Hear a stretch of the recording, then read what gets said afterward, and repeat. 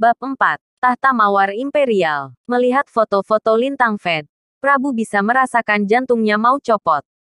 Ini adalah seorang bos besar. Bagaimana mungkin dia tidak merasa gugup?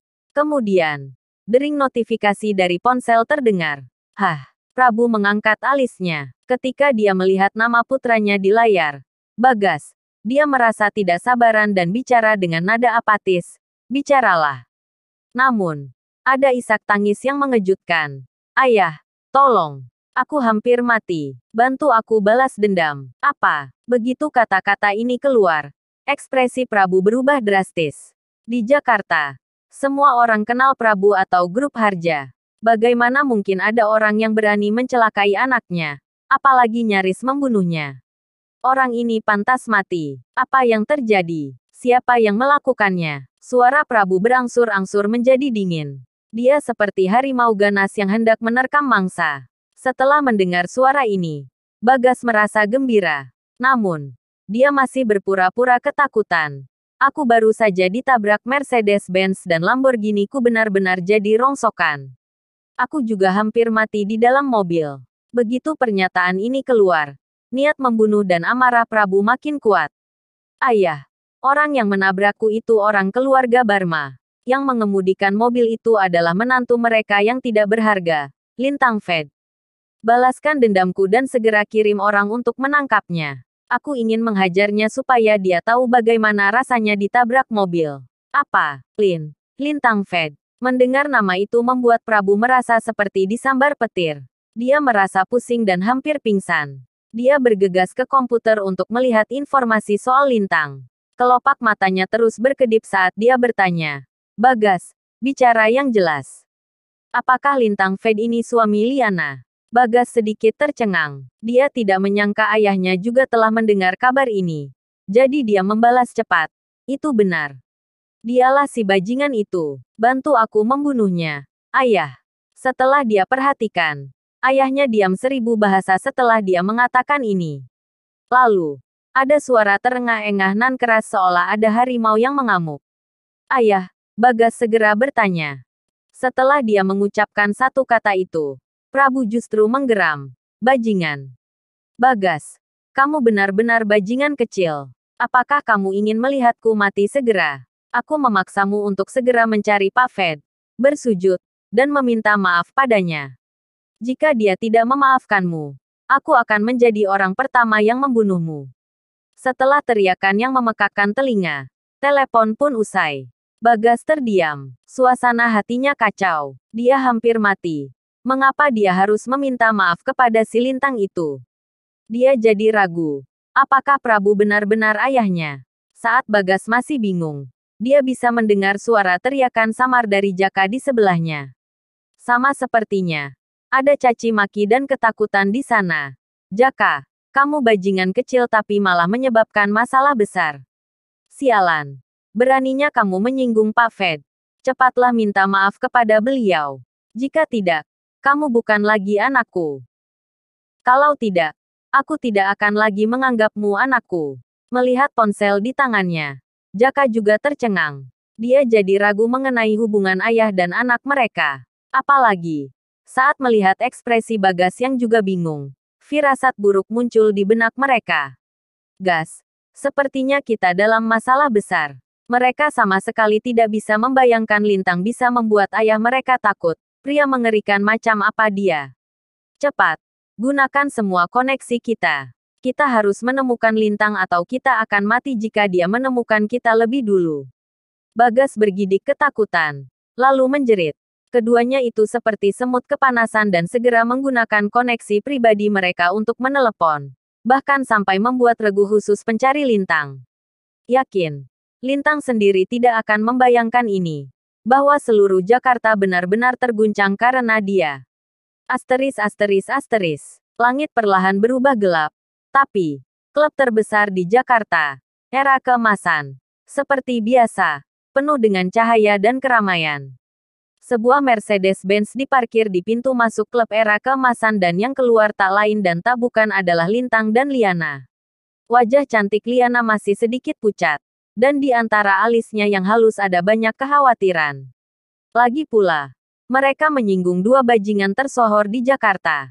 Memikirkan masalah yang akan mereka hadapi membuat Liana gemetar. Liana, kenapa kamu sangat terlambat? Suara merdu yang menyerupai denting lonceng terdengar.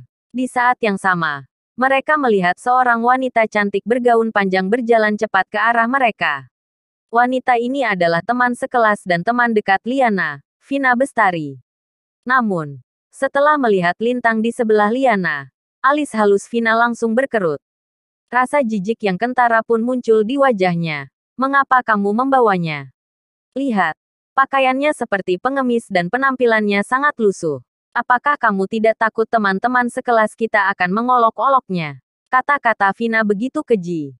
Seketika, Liana juga sedikit malu karenanya. Namun, sebelum Liana menjawab, mata Vina beralih menatap Lintang. Dia dengan angkuhnya bicara, "Hei, orang kampungan. Apa yang kamu lakukan di sini? Kamu tidak tahu. Ya, kalau ini reuni kelas. Tidakkah kamu sadar kalau kamu mempermalukan Liana? Kembalilah ke tempat asalmu. Orang nista." Dalam sekejap, Lintang sedikit mengernyit. Itu bukan urusanmu. Apa? Vina dan Liana sama-sama terdiam setelah mendengar ini. Biasanya, Lintang begitu pengecut dan rendah hati. Bahkan ketika dia ditunjuk dan dimarahi, dia masih akan menyambut semua itu dengan senyum di wajahnya. Mereka tidak menyangka Lintang akan membalas seperti itu. Kamu, wajah Vina merah padam. Dia menunjuk Lintang tapi entah kenapa begitu sulit melanjutkan perkataannya. Dia mengambil napas dalam-dalam untuk meredakan marahnya. Baik, karena kamu tidak takut mempermalukan dirimu sendiri. Baiklah. Hari ini, kamu akan belajar di mana tempatmu yang sesungguhnya. Per orang harus membayar 1 juta untuk bisa makan di sini. Untuk orang kampungan sepertimu. Sepertinya kamu harus mencuri dulu sebelum bisa bayar. Setelah selesai berbicara, Vina menarik Liana ke dalam, tanpa melirik Lintang sedikit pun. Lintang mengangkat bahu ringan dan mengikuti di belakang mereka. Asteris asteris asteris. Klub era keemasan. Itu adalah klub mewah yang lengkap. Baik dari segi makanan ataupun hiburan. Lantai pertama adalah bar. Begitu masuk ke dalam ruangan redup, kamu bisa mendengar musik yang keras dan berisik. Semua orang berpesta pora seperti kuda liar. Karena menghabiskan uang adalah wajib hukumnya. Sesaat setelah masuk, mata Lintang tanpa sadar melihat kursi yang terletak di titik tertinggi. Dari kursi itu, dia bisa melihat ke bawah dari atas dan mendominasi segalanya. Kursi itu seperti singgasana, berdiri tinggi di atas segalanya, di mana orang hanya bisa menengadahkan kepala untuk melihatnya. Bukan hanya itu, hanya satu orang yang duduk di sana, yakni seorang wanita yang seksi dan mengenakan gaun merah panjang. Seolah-olah, dia adalah ratu di klub ini. Sepasang tangan halusnya mengayunkan gelas berisi anggur merah, mencicipinya dengan ringan sambil menunjukkan martabatnya, membuat hati orang lain berdebar karenanya. Sepertinya Vina menyadari tatapan Lintang. Dia berhenti di depan pria itu, lalu memberikan penghinaan. Norak sekali. Kamu belum pernah melihatnya sebelumnya, kan? Ku beritahu. Ya, itu adalah tahta mawar imperial dari era keemasan. Kursi itu adalah properti pribadi dari pemilik tempat ini, Selena Astari.